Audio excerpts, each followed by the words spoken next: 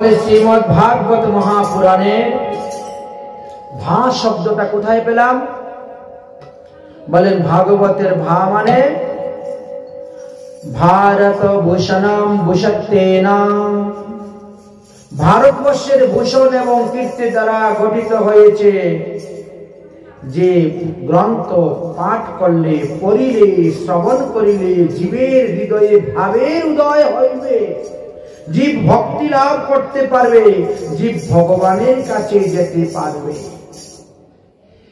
এই যে ভাগবত, এই ভাগবতের মধ্যে ভক্ত এবং ভগবানের চরিত্র কথাই বর্ণন করা হয়েছে, তাই হলো ভাব। ভগবান আপনার সব হতে পারেন, যার যেখানে শূন্য আছে না ওই স্থানটা পূরণ করে দিবেন ভগবানকে দিয়ে। যার ছেলে নাই, ভগবান তুমি আমার ছেলে। যার মেয়ে নাই, রাধারানী তুমি আমার মেয়ে। যার স্বামী নাই, ভগবান তুমি জগৎ স্বামী, তুমি আমারও স্বামী। ভগবান কিন্তু সবকিছু হতে পারে না। এই জন্য আমাদেরকে 5টি রসের কথা বললেন না, শান্ত, দাস্য, সত্য, বাৎসল্য, মধুর। যে যেভাবে ভগবানকে ভজবে, ভগবানও তাকে সেইভাবে ভজবে।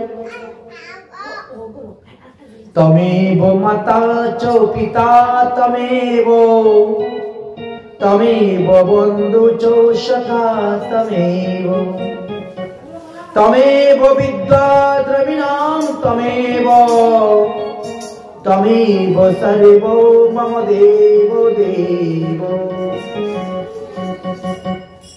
তাই কেউ যদি মনে করে ভগবান তুমি আমার পুত্র, ভগবান আপনাকে পুত্র রূপে আসবেন। কারণ ভগবান বলছেন যে যথা মাং প্রপদ্যন্তে তাং তথৈব ভজাম্যহম। আমারে যে ভক্ত যেভাবে ভজে আমিও তারে সেইভাবে ভজি, এ মোর স্বভাবে। নন্দ বাবা ভগবানকে পুত্র জ্ঞানে দেখতেন না, ভগবানও কিন্তু নন্দ বাবাকে পিতা জ্ঞানে দেখতেন। বুঝেছেন? নন্দ বাবা একদিন যাবেন শহরে। আরে গোপাল, আমার জুতাটা কই রে? জুতাটা দেখতে পাচ্ছি না। ভগবান শ্রীকৃষ্ণ দৌড়ে গিয়ে জুতাটা মাথায় করে নিয়ে চলে এসে, বাবা এই তো তোমার জুতা। আচ্ছা, জুতাটা মাথায় নেওয়ার কোন দরকার আছে? হাতে করে নিয়ে আসলেই তো হয়। কিন্তু না, ভগবান কি করেন, আমার পদধূলি যেমন ভক্তরা মস্তকে মাখে, ভক্তের পদধূলি আমিও মস্তকে মাখি। ভক্ত মোর মাতা পিতা বন্ধু পুত্র ভাই বলেন নাই ভগবান? ভক্তই ভগবানের মা, ভক্তই ভগবানের বাবা, ভক্তই ভগবানের সবকিছু। ভক্ত মোর মাতা পিতা বন্ধু পুত্র ভাই। তাই যে ভক্ত আমারে যেভাবে ভজে আমিও তারে সেইভাবে ভজি, এ মোর স্বভাবে।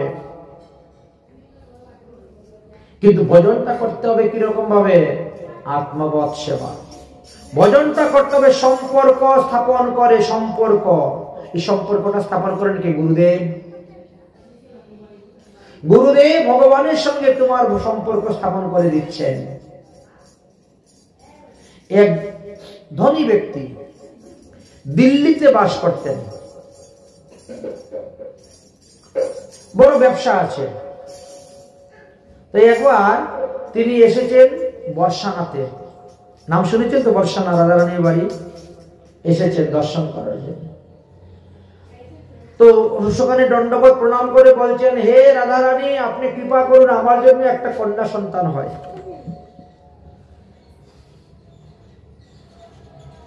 আমার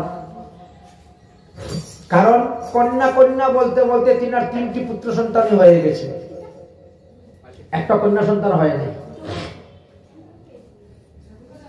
তো পাশে সাধু ছিল, সাধু কিছু মন্দির দর্শন করতে। তো কন্যা সন্তান নিলে কি লাভ হইবে? বলে, মহাত্মা জি আপনি জানেন না, কন্যাদান হলো মহাদান।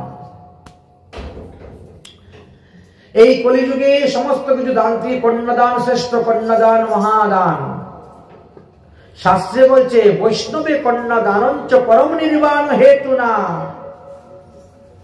কন্যা রত্নকে যদি কোনো বৈষ্ণব পাত্রের কাছে আপনি দান করতে পারেন, আপনার বিনা সাধনে, বিনা ভজনে, বিনা তপস্যায় কন্যা দানের ফলে আপনি উদ্ধার হয়ে যাবেন। কিন্তু অবৈষ্ণব ছেলের কাছে বিয়ে দিলে হবে না, কারণ ওখানে শাস্ত্রে বলছে বৈষ্ণবদেরকে পাত্র, অবৈষ্ণবদেরকে অপাত্র।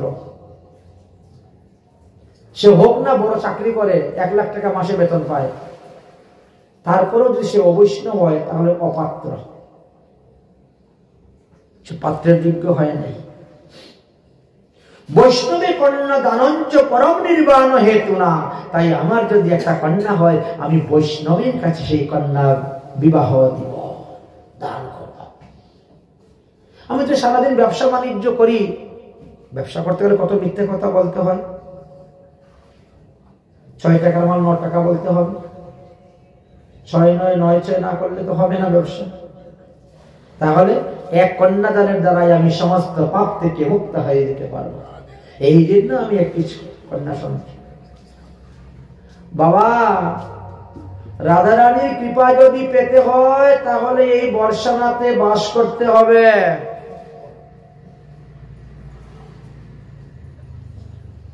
আর বর্ষানাথ রাধারানীর প্রেম বর্ষিত হয়, তো রাধারানীর চরণকে আশ্রয় করতে হবে, বর্ষানাথে বাস করতে হবে, তবেই তো হবে। ওই দিল্লিতে বসে থাকলে হবে? সাধুর কথা শুনলেন, সত্যি কথাই তো বলছেন। এবার তিনি দিল্লির বাড়িঘর বিক্রি করে এনে বর্ষানাথের জায়গা কিনে একবার ঘর করে নিয়েছেন। বর্ষানাথও একটা গালামালের দোকান খুলে দিয়েছেন, ফরচুন গালামালের দোকান খুলে দিয়েছেন। প্রতিদিন সকালবেলা যাওয়ার সময় রাধারানীকে দর্শন করে দোকান খুলেন, আর বিকালবেলা আবার আসার সময় আবার মন্দির বন্ধ করে রাধারানী দর্শন করে গৃহে আসেন। দেখতে দেখতে 2-4 বছর চলে গেল, সন্তান তো আর হচ্ছে না। সাধু বাবাকে বললে, সাধু বাবা তুমি যে বললে বর্ষানায় বাস করে, যদি আমি ভজন করি রাধারানীর কৃপায় সন্তান হবে। 4 বছর তো হয়েই গেল, সন্তান তো হচ্ছে না। ছেলেগুলা তো বড় বড় হয়ে গেছে, একটা ছেলের বয়স 18 বছর, একটা ছেলের বয়স 14 বছর, একটা ছেলের বছর 12 বছর হয়ে গেছে, এখন আর কে সন্তান হয়? তাহলে কাজ করুন, রাধারানীকে আপনার মেয়ে বানিয়ে নিন। মেয়ে যখন হচ্ছে না তো রাধারানীকে মেয়ে বানিয়ে নেন। রাধারানীকে পাবো কোথায় মেয়ে বানাতে? বলে পাগল, রাধারানী মূর্তি বাজারে পাওয়া যায় না কিনতে। রাধারানীর মূর্তি নিয়ে আসুন, এনে একই মেয়ে জ্ঞানে লালন পালন করুন, সেবা করুন। আপনি তো ঘুমের থেকে উঠে ছেলের সেবা খুব করেন না? ছেলেকে পায়খানা করানো, প্রস্রাব করানো, ছান করানো, তেল মাখানো, মাথায় আশ্রয় দেওয়া, পোশাক পরানো, খাওয়া দাওয়া তৈরি করে দেওয়া, স্কুলে পাঠানো। তো ছেলের সেবা এত করতে পারেন, মেয়ের সেবা এত করতে পারেন, নাতি নাতনির সেবা এত করতে পারেন, তো ততটা ভগবানের সেবা করতে পারেন না? যেটা করলে পরে লাভ হবে সেটা করতে লোক যায় না। মূর্তি একটা নিয়ে আসুন, নিয়ে এসে তাকে মেয়ে জ্ঞানে সিংহাসনে বসান, সেবা করুন, পূজা করুন। ঠিক আছে? বাজার থেকে একটি রাধারানীর মূর্তি, হামাগুড়ি দেওয়া মূর্তি পাওয়া যায় গোপালের মতন, দেখেছেন কখনো? বৃন্দাবনে গেলে পরে দেখবা ঠিক গোপালের যেমন 1 হাতে লাড্ডু আছে আর 1 হাতে এরকম আছে, রাধারানী কিন্তু 2 হাত মাটিতে হামাগুড়ি দিচ্ছেন। এই রাধারানীর মূর্তি নিয়ে আসলেন, এনে তো মূর্তি বসিয়েছেন, চলছে। রাধারানীর ছেলেরা সব বড় হয়ে গিয়েছে, এখন বড় ছেলের বয়স এখন 26 27 28 হয়ে গেছে। ছেলেকে বিয়ে করাচ্ছে, ছেলে চাকরিও পেয়ে গেছে। দেখতে দেখতে দেখতে দেখতে এখন 3 ছেলের 3 বউ ঘরে এসে গেল। ওই রাধারানীকে মেয়ে জ্ঞানে সেবা পূজা করেই যাচ্ছে। একদিন সাধু আসলো, সাধু এসে বলে, কি ব্যাপার শেঠজি, কেমন আছেন? বলে খুব ভালো আছি। बहू बेटी है घर में, सुख सुविधा है पूरी, संपत्ति भर खजाना, खजाना भर संपत्ति है, कोई नहीं मजबूरी। शेखजी तो बड़ पसंद। আমার 3 বৌমা আছেন ঘরে, আমার ছেলেরাও চাকরি পেয়েছে, এখন আর আমার তো ব্যবসা বাণিজ্যে না গেলেও চলে। বউ বেটি है घर में, সুখ সম্পত্তি পুরি, খাজানা ভরা সম্পত্তি, টাকা পয়সা অনেক জমা হয়ে গেছে, কই নেই মজবুরি, আর বাইরে গিয়ে কাজ করার আর কোনো প্রয়োজন হয় না আমার। ঠিক আছে, ভালো হয়েছে।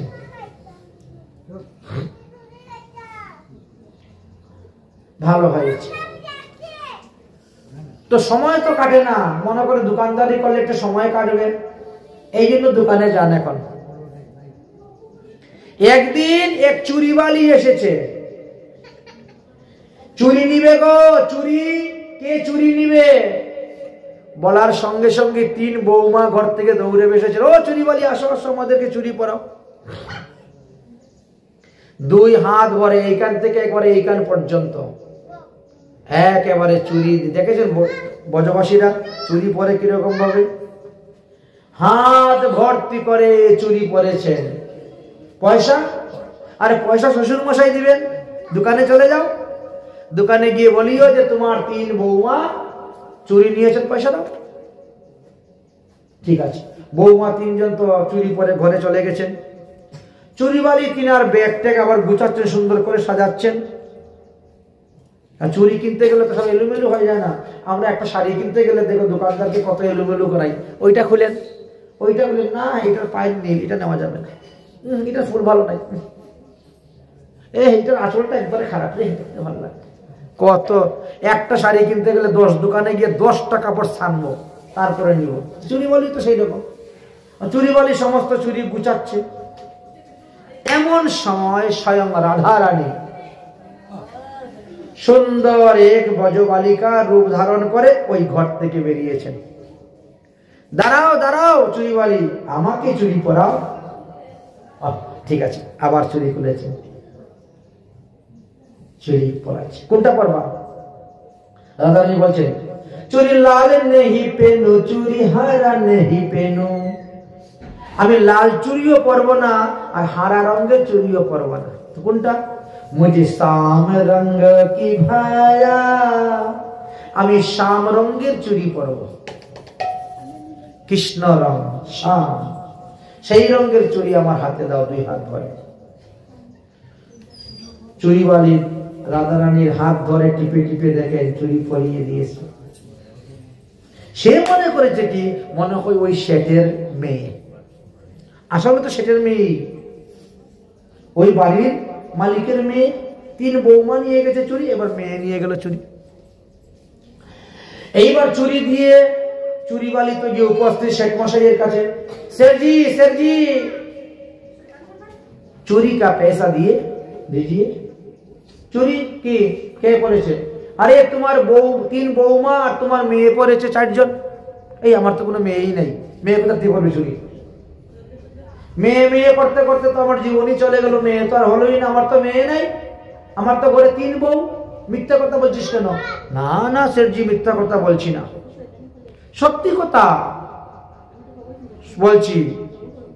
তাহলে কি কোনো বৌমার কোনো বন্ধু আসলো নাকি? হয়তো আমি দোকানে আসার পরে কেউ আসতে পারে, কোন রিশতেদার আত্মীয়। আচ্ছা ঠিক আছে, শুনো শুনো, তুমি এক কাজ করো, তুমি এখন 3 জনের পয়সা নিয়ে যাও। এই চালগুলো সব নষ্ট হয়ে যাবে, আসনগুলা। 3 জনের পয়সা তুমি নিয়ে যাও, আর 1 জনের পয়সা আমি কালকে দিব তোমাকে। জিজ্ঞেস করে কোন মেয়ে তোমার কাছ থেকে চুরি করেছে, যাও। চুরিওয়ালি বলছে ঠিক আছে শেঠজি দাও। 3 জনের পয়সা নিয়ে গেছে চুরিওয়ালি, তার নাম, ঠিকানা, অ্যাড্রেস, ফোন নাম্বার দিয়ে দিল। চুরিওয়ালি বলছে আমি মিথ্যা কথা বলি নাই, আমি 4 জনকে চুরি করিয়েছি। আর শেঠ বলছে আমার ঘরে 3 বউ ছাড়া আর কোনো মহিলাই নাই, তুমি 4 জনকে পড়াবে কোথার থেকে? অত জিজ্ঞেস করে দেবে একজনের পয়সা। রাত্রিবেলা দোকান বন্ধ করে যখন এসেছেন, এসে শ্বশুর মশাই হাত পা ধুয়ে প্রসাদ পেতে বসেছেন। এইবার প্রসাদ পেতে পেতে গল্প করছেন, বৌমা আজকে কি চুরিওয়ালা এসেছিল? হ্যাঁ বাবা এসেছিল, আমরা তিনজনে চুরি করেছি, কিন্তু সেই মহিলা যে আমার কাছে 4 জনের পয়সা চাইল। ও বাবা মিথ্যে কথা বলছে গো, আমরা তো 3 বউ ছাড়া পর কেউ নেই ঘরে, 4 জন কোথার থেকে আসবে? তোমাদের বলে না, আমাদের কোনো আত্মীয় স্বজন কেউ আসে নাই তো, আমরা 3 জনে চুরি করেছি, তারপরে চলে গেছে। দেখেছো, এক তো চুরি বিক্রি করে লাভ নিচ্ছে, তার মধ্যে আবার মিথ্যা কথা, চুরি না দিয়ে না পরিয়ে নিয়ে গেছে। ভালো হয়েছে, ফোন নাম্বার রেখেছি, ঠিকানা রেখেছি, কালকে তাকে ধরব। 3 জনকে চুরি করিয়ে 4 জনের পয়সা নেই। আমরা তো একটু পেলে তিলকে তাল করি না, দেখে নিব, অমুক করে নিব, তমুক করে নিব, এই করে কত বলা বলি হচ্ছে, এতেও অপরাধ হয়। মনের দ্বারা, বাক্যের দ্বারা, দেহের দ্বারা 3 রকমের পাপ আমাদের হয়, মনের দ্বারা, বাক্যের দ্বারা, দেহের দ্বারা, যাকে বলে দৈহিক, বাচিক, মানসিক। 3 রকমের অপরাধ, 3 রকমের পাপ আছে, ছাড়বে না। অপরাধ হলো ব্রজবাসীর উপরে, চুরিবালি ব্রজবাসীর চরণে অপরাধ। রাধারানী আর স্থির থাকতে পারলেন না, গোবিন্দ স্থির থাকতে পারলেন না, কারণ ব্রজবাসী হলো ভগবানের আপনজন। রাত্রিবেলা রাধারানী স্বপ্নে এসে উপস্থিত হয়ে গেলেন। স্বপ্নে এসে উপস্থিত বললেন, ও শেরজি, তুমি আমাকে মেয়ে বানিয়েছ না? তুমি আমাকে মেয়ে বানিয়ে আজ 20 বছর ধরে তোমার সিংহাসনের মধ্যে রেখে দিয়েছ। কোনদিন একটা লিপস্টিক এনে দিয়েছ?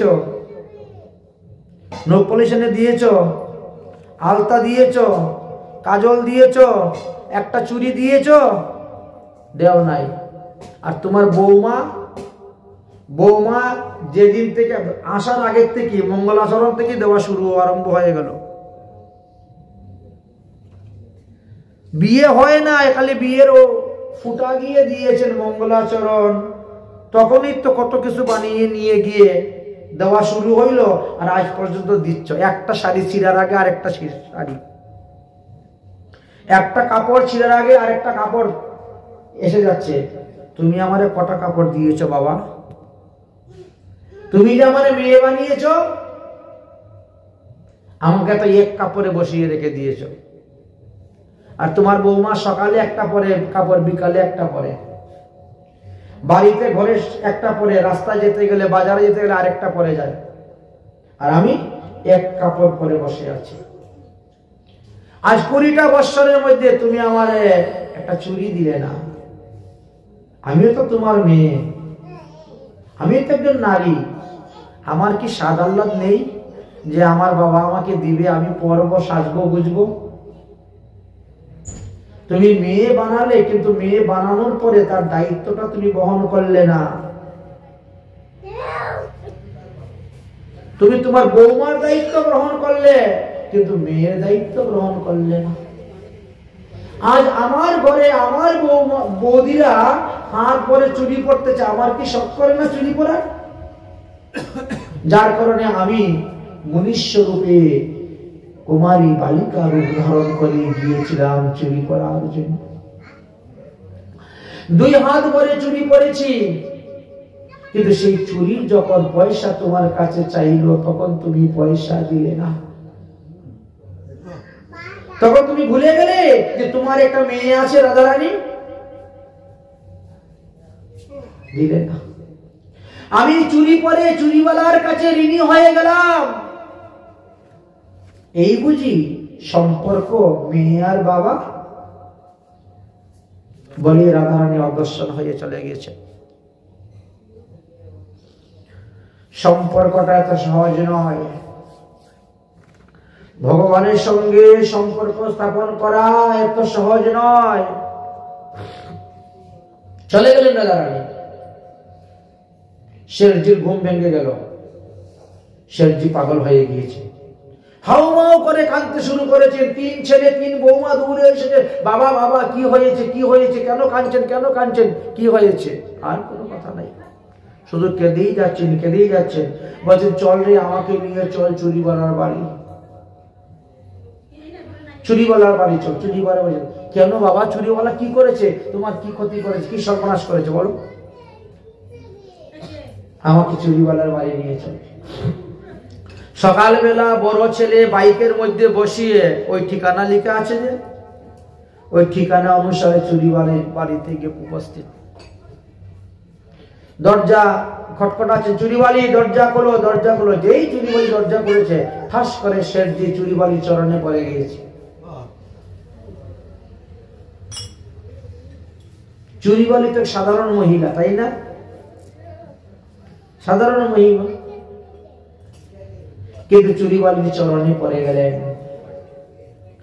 পরে হাউমাউ করে কাঁদতে শুরু করলেন, আমি 20 বছর যার সেবা করলাম, পূজা করলাম, তাকে আমি দর্শন পেলাম না, আর তুমি গিয়ে তার হাত ধরে তাকে চুরি পরিয়ে দিয়েছ।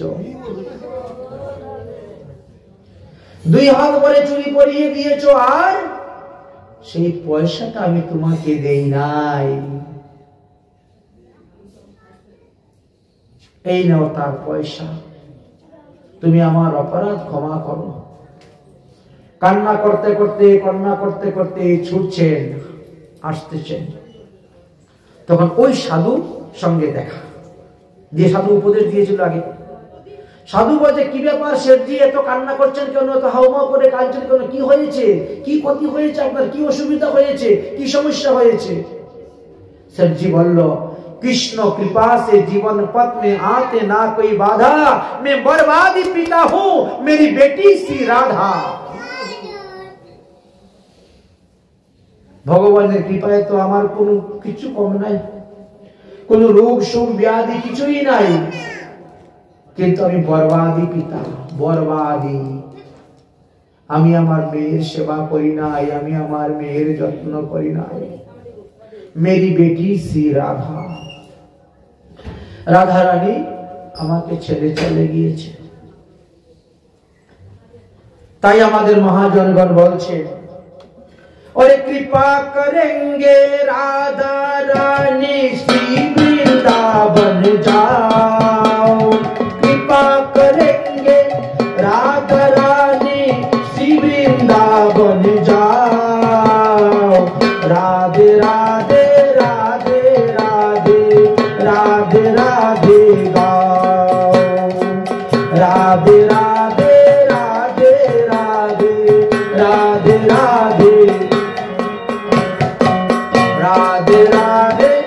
सबाई बोलुन हाथ ताली दिए। कृपा करेंगे राधा रानी श्री वृंदावन जाओ।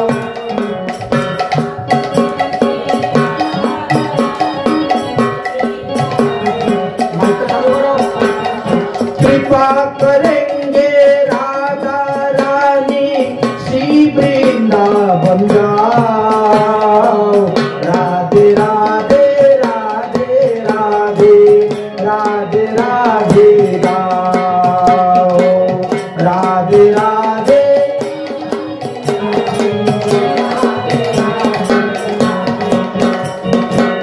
राधे राधे। जो कोई गावे जीवन सफल बनावे। সবাই বলো,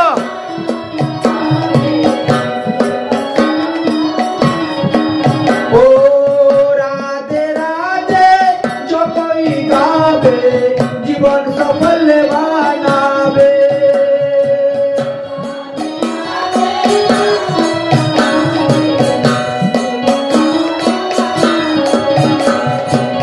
राधा नाम की रस की धारा से सब पाप कट जावे।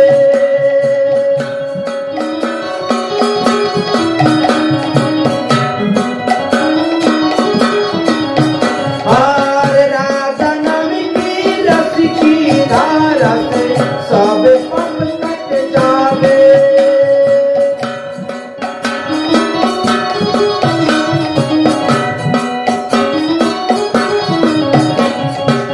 रस की ऐसी धारा को प्यारे, रस की ऐसी धारा को प्यारे, अपने मन बसाओ।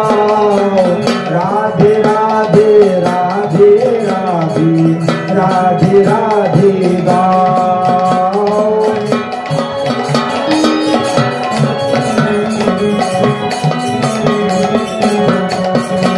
ओ कृपा करेंगे राधा रानी श्री वृंदावन जाओ।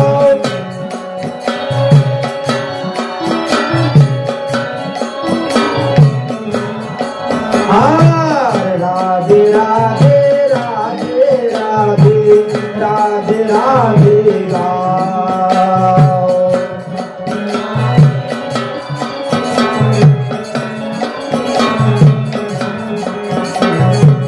राधे राधे जो कोई गावे, जीवन सफल बनावे।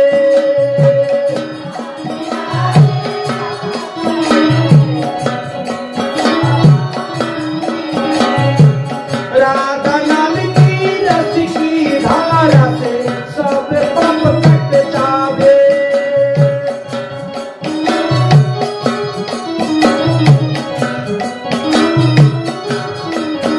ओ रस की ऐसी धारा को प्यारे, रस की ऐसी धारा को प्यारे, अपने मन बसाओ। राधे राधे राधे राधे राधे राधे गाओ।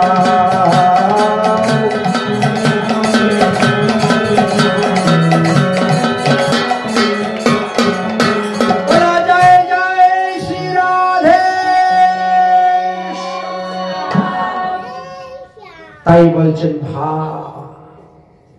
ভগবানের দরজা খোলা, ভজন করতে পারলেই ভগবত ধামে চলে যাবে, আর মাতৃগর্ভে সে জন্মগ্রহণ করতে হবে না। গ হল গম্যতে ক্রিয়মানন্ত বিষ্ণু, প্রপঞ্চাত্মকং বিশ্বকে বেষ্টন করিয়া ভগবান বিষ্ণু অন্তর্যামী পুরুষ রূপে বিরাজ করিতেছেন। তাই গ ভাগবত যে না মানে সে জগন সম। সনাতন ধর্মাবলম্বী হয়ে যদি কেউ ভাগবতকে মানে না, ভগবানের অনাদর করে, তাহলে তিনি জগন সম। তার শাস্তি আছে প্রভু জন্মে জন্মে জম। তাই ভাগবত ধর্ম যাজন করুন, ভাগবত ধর্ম পালন করুন, ভগবানকে মানুন। ভা গ দুটা শব্দের অর্থ আমরা আলোচনা করলাম। তৃতীয় শব্দ হলো কি ব। বাসুদেবেন কৃতম প্রকাশিতম, স্বয়ং ভগবান বাসুদেবের দ্বারা এই গ্রন্থ প্রকাশ হয়েছে, যাহা বুঝে পড়লে মন এবং বুদ্ধি শুদ্ধ হয়ে যাবে। বুঝে পড়তে হবে, না বুঝে পড়লে তো হবে না, মন বুদ্ধি শুদ্ধ হবে। আর শেষে তো ভাগবত, চতুর্থ তো মানে সংস্কারং সংস্কৃতম চক্রম মধ্যম। তাতে ভারতের প্রাচীন সাধুগণ মুনিঋষিগণ মহাভাগবত ভক্তগণের চরিত্র কথা আলোচনা করা আছে। এই জন্য হলো তার নাম ভাগবত। এই শ্রীমদ ভাগবত মহাপুরাণ আজ হইতে 5105 বৎসর পূর্বে প্রকট হয়েছিলেন। ভাদ্র মাসে বলেছে পূর্ণিমা তিথিতে। এই জন্য ভাদ্র মাসের পূর্ণিমা তিথিকে বলা হয় ভাগবত জয়ন্তী তিথি। এবার আপনারা কি বুঝলেন? ভা মানে কীর্তিবাচক, গ মানে জ্ঞানবাচক, আর বৎ শব্দে বরিষ্ঠ বচনম বস্তুর নির্দেশক বাচক। সুতরাং ভাগবত ভগবত প্রাপ্তির জন্য, ভাগবত ভক্তি পরিবর্তন করার জন্য, ভাব পরিবর্তন করার জন্য, ভাগ্য পরিবর্তন করার জন্য, ভাগবত প্রেম ভক্তি লাভের জন্য। ভাগবত, এই ভাগবত হলো ভগবান শ্রীকৃষ্ণের সাক্ষাৎ স্বরূপ। ভাগবতের মধ্যে কটি স্কন্ধ আছে? 12টি স্কন্ধ আছে, দ্বাদশ স্কন্ধ। ভাগবতের প্রথম চরণ, প্রথম স্কন্ধ, দ্বিতীয় স্কন্ধ ভগবানের 2টা চরণ, তৃতীয় স্কন্ধ, চতুর্থ স্কন্ধ 2টা উরু, পঞ্চম স্কন্ধ হলো নাভি, ষষ্ঠ স্কন্ধ হলো হৃদয়, সপ্তম স্কন্ধ হলো কণ্ঠদেশ, অষ্টম স্কন্ধ, নবম স্কন্ধ 2 বাহু, দশম স্কন্ধ মুখমণ্ডল, একাদশ স্কন্ধ ললাট, আর দ্বাদশ স্কন্ধ হলো মস্তক। এই তো 12টি। এই ভাগবত ধর্ম যিনি যাজন করবেন তিনি অনায়াসে ভগবত ধামে চলে যেতে পারেন। তমাদি দেবং করুণা নিধানম তমাল বর্ণম সহিতাবতারং অপার সংসার সমুদ্র সেতু ভজন্মহং শ্রী ভাগবত স্বরূপম। এই সংসার সমুদ্রের মধ্যে সেতু হয়ে যাবে পুল, সংসার সমুদ্র, নৌকার প্রয়োজন হবে না, পুলের উপরে হেঁটে পার হয়ে যাবেন। বৈতরণী পার হওয়ার জন্য গরু দান করতে হবে না, পুল হয়ে যাবে, পুল, আপনি হেঁটে পার হয়ে চলে যাবেন। এমনই ভাগবত ধর্ম। তাই ভাগবত হলো ভগবানের মুখনিসৃত বাণী, ভাগবত হলো পঞ্চম বেদ, ভাগবত হলো সমস্ত বেদ, বেদান্ত, উপনিষদ, শ্রীমদ্ ভগবত গীতারও সার বস্তু। ভাগবত হলো রসসিন্ধু, ভাগবত হলো জ্ঞান ভক্তি বৈরাগ্যের সমুচ্চয়, ভাগবত হলো ভক্তি প্রদানকারী গ্রন্থ। ভাগবত মানুষকে সারূপ্য মুক্তি দান করে, ভগবানের যেরকম রূপ আপনি সেই রূপ ধারণ করে ভগবত ধামে চলে যাবেন। ভাগবত মানুষকে সারূপ্য মুক্তি প্রদান করেন, ভাগবত পরম ধর্ম মানুষকে শান্তি কান্তি প্রদান করে, আর ভাগবত মানুষকে ভাগবত বানিয়ে দেন। তাই ভাগবত কার কাছে শ্রবণ করবেন? যাবেন না। ভাগবত কার কাছে শ্রবণ করবেন? ভাগবত ভক্তের মুখে শ্রবণ করবেন। সাধু মুখে হরি কথা শোন সবে শোন রে সাধু,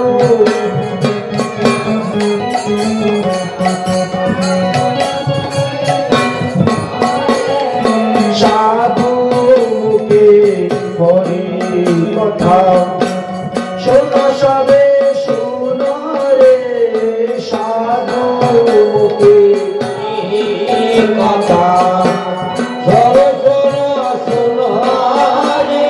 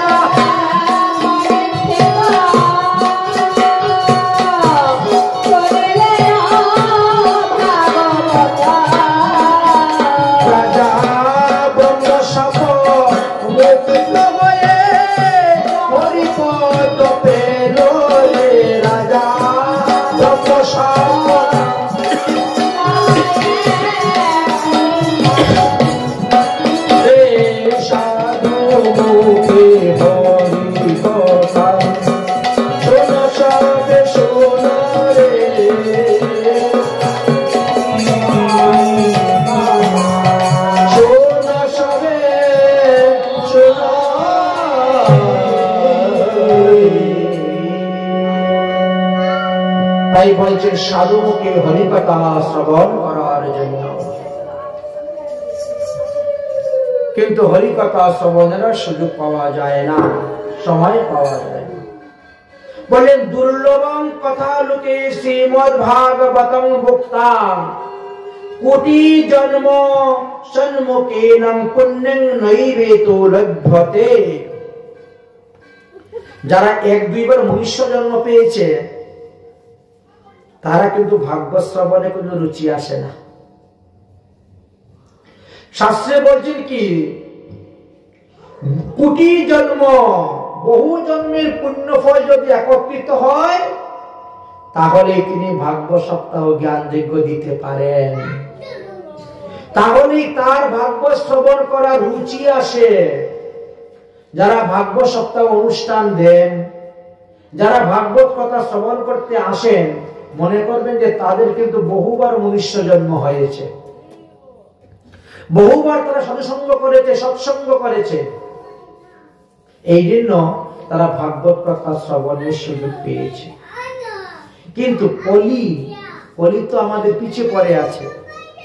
এই ব্যক্তি যদি ভাগবত কথা শ্রবণ করে তাহলে ভগবত ভক্তি যাজন করে ভগবত ধামে চলে যাবে, তো আমি কাকে নিয়ে রাজ্য করব? এই জন্য সে আসে বিঘ্ন করতে, তাই না? বিঘ্ন করতে। তাই বলছেন দুর্লভম কথা লোকে শ্রীমদ্ ভাগবতম ভুবা, বড় দুর্লভ কথা। কথা শোনার সময় পাওয়া যায় না, সুযোগ পাওয়া যায় না। দেখেন তো কজন লোক এসেছে ভাগবত কথা শ্রবণ করতে, সময় নাই, সুযোগ নাই। তাহলে রুচিও নেই ভাগবত কথা শ্রবণের। একটুকু রুচি আসে প্রসাদ প্রসাদ হইলে। যদি বলেন যে পাঠের পরে ভুরি বুঝর প্রসাদের ব্যবস্থা আছে, তবে কিছু লোক হইতে পারে। হ্যাঁ, দেখবেন আপনার নাম যজ্ঞতে কজন লোক হয় আর ভান্ডারের প্রসাদ কতজন লোক হয়। আপনি যদি অষ্টপ্রহর নাম যজ্ঞের মধ্যে প্রসাদের ব্যবস্থা না করেন, আপনার বাড়িতে মশা তাড়াইবার লোক পাবেন না। ওই কীর্তনীরা যে কজন তারাই বসে বসে হা হা করতে হবে। প্রসাদের ব্যবস্থা আছে, তাহলে চলরে যাই। মানুষের মন্দ বুদ্ধি কলিযুগে। আরে প্রসাদটা তাহলে দেহের খোরাক, আর এইটা হলো আত্মার খোরাক। দেহটা তো এখানেই পড়ে থাকবে।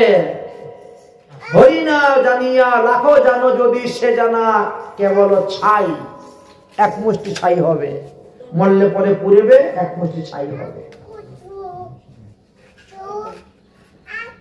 হরি কথাতে রুচি নেই, কারণ যারা সাধুগুরু বৈষ্ণবের সেবা করে না তাদের হরিকথাতে রুচি আসে না। তাদেরই হরিকথাতে রুচি আছে যারা সাধুগুরু বৈষ্ণবের সেবা করেন। আবার ভগবানও কিন্তু অনেক সময় পরীক্ষা করেন, কিন্তু ভগবান তো এত সকাল মানুষকে কারো দাস বানান না। এই যে ভগবানের দাস হওয়া কিন্তু এত সহজ নয়, বিরাট ব্যাপার। অনেক ধাক্কা খাইতে হয়। বলেন না, যে করে আমার আশ তার করে সর্বনাশ। প্রথমে তো আপনার সর্বনাশ শুরু হয়ে যাবে, টাকা পয়সা আয় উন্নতি হবে না, নানা রকমের অশান্তি, অসুখ বিসুখ। তখন দেখবেন আপনার পরিবারের লোকই আপনাকে দেখতে পারবে না, আপনার নিজের লোকে। যে করে আমার আশ তার করে সর্বনাশ। তারপরে যদি করে আস তাহলে যা বনবাস। হ্যাঁ, এবার বাড়িঘর ছেড়ে দিয়ে যা বৃন্দাবন, ভিক্ষা করে খা। তারপর যদি করে আসতে খাওয়াবে বনের ঘাস।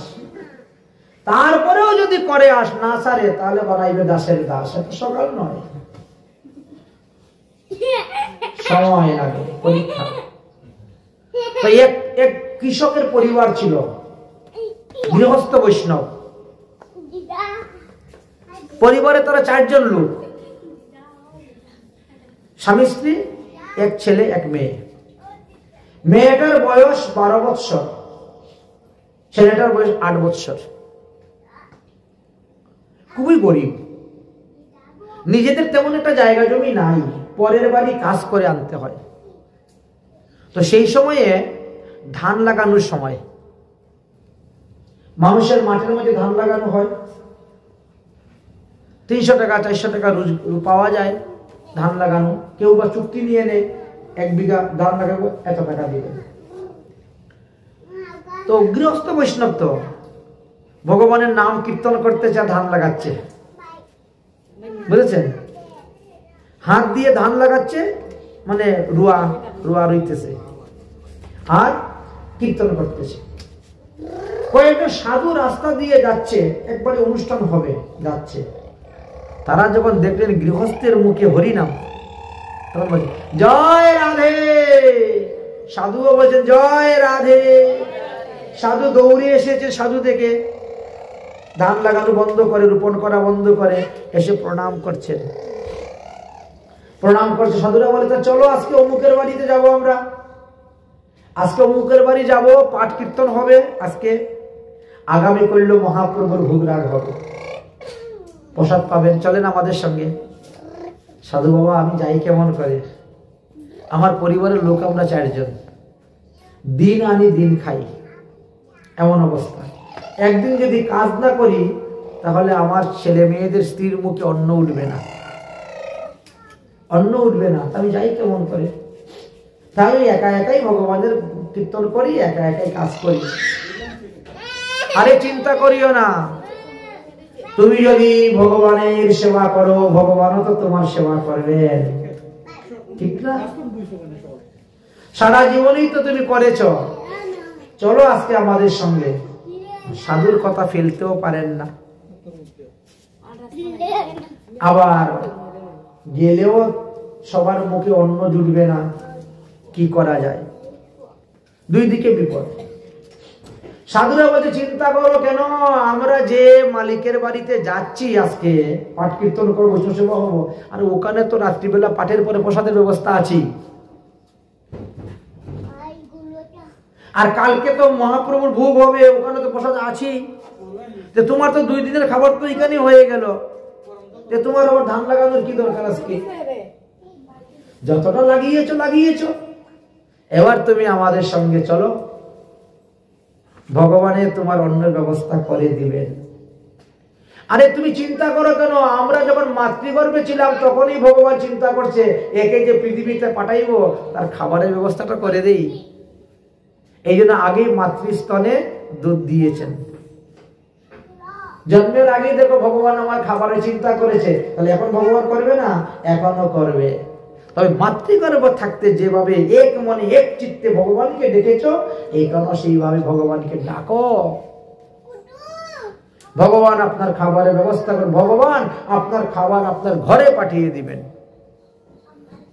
যাও যাও যাও, তাড়াতাড়ি গিয়ে স্নান করে একটা ধুতি পরে আসো, স্নান করে তিলক করে ধুতি পরে আসো, আমরা এখানে বসে আছি, তোমাকে নিয়ে আমরা যাব। আচ্ছা, এখন সাধু বাবাদের মধ্যে 2 জন বলছেন আমরা আগে যাই, আমরা গিয়ে এখানে ব্যবস্থা করি, তুমি এদেরকে নিয়ে পরে আসো সাধুকে নিয়ে। 2 সাধু রয়ে গেছেন, বটগাছের নিচে বসে আছেন। 2 সাধু গৃহস্থের বাড়ি গিয়েছেন, আর গৃহস্থ এই সাধু তার বাড়িতে গিয়েছেন দৌড়ে। বাড়িতে গিয়ে গিন্নিকে বলছেন ওগো তুমি তাড়াতাড়ি করে আমার টান থেকে ধুতি বার করো তো, আমি স্নান করে আসতেছি। বলে কেন, হঠাৎ কি হয়েছে? বললে আমি একটু সাধু সেবায় যাব, আজকে এক জায়গায় পাঠ কীর্তন হবে, কালকে মহাপ্রভুর ভোগ হবে, বৃন্দাবন থেকে 4 জন বৈষ্ণব এসেছে, তো তাদের সঙ্গে আমিও যাবো একটু যুগালি দিতে, সেবা করতে যাব। তিনি তখন টাঙ্কের থেকে বের করলেন একটা ধুতি, বের করে রেখেছেন। স্বামী স্নান করে এসে তিলক করে করতেছেন, ওগো তুমি আমাকে নিবে না? আমি না তোমার অর্ধাঙ্গিনী, ঠিক আছে? আমি না তোমার ধর্মপত্নী, তুমি একাই যাবে ধর্ম করতে আর আমাকে ঘরে ফেলে যাবে? ওগো আমাকে নিয়ে যাও না তোমার সঙ্গে। তো যাবে তো চলো, একটা কাপড় পরো, একটা ভালো দেখে একটা কাপড় পরো, পরে চলো। ঘর থেকে একটা কাপড় পরেছেন, পরে এবার স্বামী স্ত্রী দুজন রওনা হচ্ছে, যাবেন। ছেলে মেয়েকে বলছেন, মেয়ে তো 12-13 বছর বয়স হয়ে গেছে, ছেলে 8 বছর, এই তোরা আজকে ঘরে থাকিস, ধূপবাতি দিস, ঠাকুর টুকুর সাজান দিস, আমরা কিন্তু উৎসবে যাচ্ছি। মা বলছে, ও মা, তোমরা দুজন উৎসবে যাবেন, আমরা থাকবো ঘরে, আমরা গেলে কি দোষ?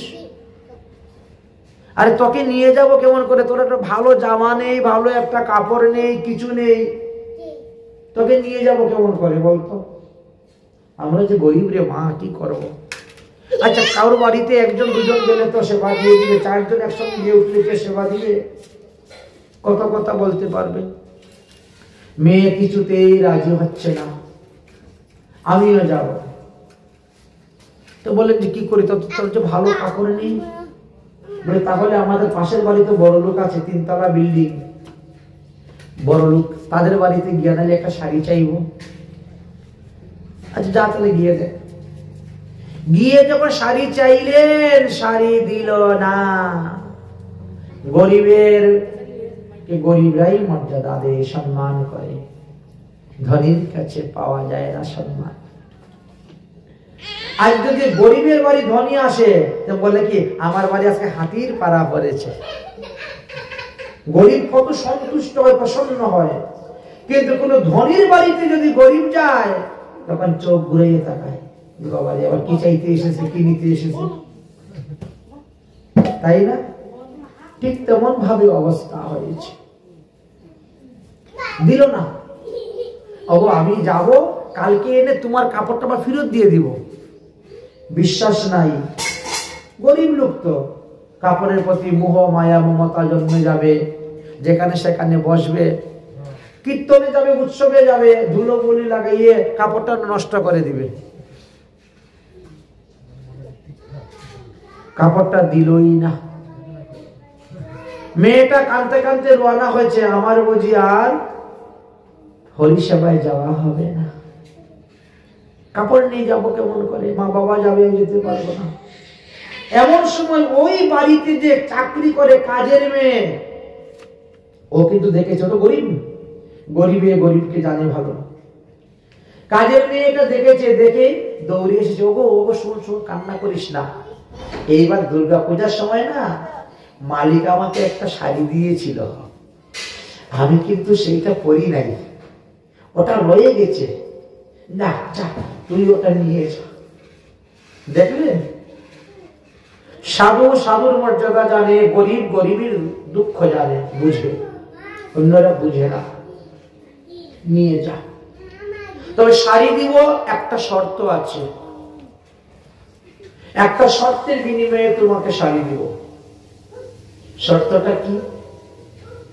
এই শাড়ি পরে তুমি যাবে, সাধুগুরু বৈষ্ণবকে প্রণাম করবে, তুমি বসে হরিকথা শ্রবণ করবে, ওই শাড়িতে যত সাধুগুরু বৈষ্ণবের চরণ ধুলি লাগবে, সেই সময় এনে তুমি আমাকে দিবে। আমি তো যেতে পারলাম না, এই শাড়ির মধ্যে যে শাড়িটা ধুইবে না, ধুইয়ে এনে আমাকে দিবে না, ওই শাড়ি পরে যে তুমি ধুলায় বরাবরই দিবে, তুমি যে হরিকথা শ্রবণ করবে, ওই শাড়িতে যতগুলা সাধুগুরু বৈষ্ণবের চরণ ধরি লাগবে, সেটার সময় তুমি আমাকে দিও। কিন্তু এত বড় একজন ধনী ব্যক্তি, সে জানলো না সাধুগুরু বৈষ্ণবের মহিমা, হরিনামের মহিমা, ভাগবত পাঠের মহিমা। ঠিক আছে, তাই দিব।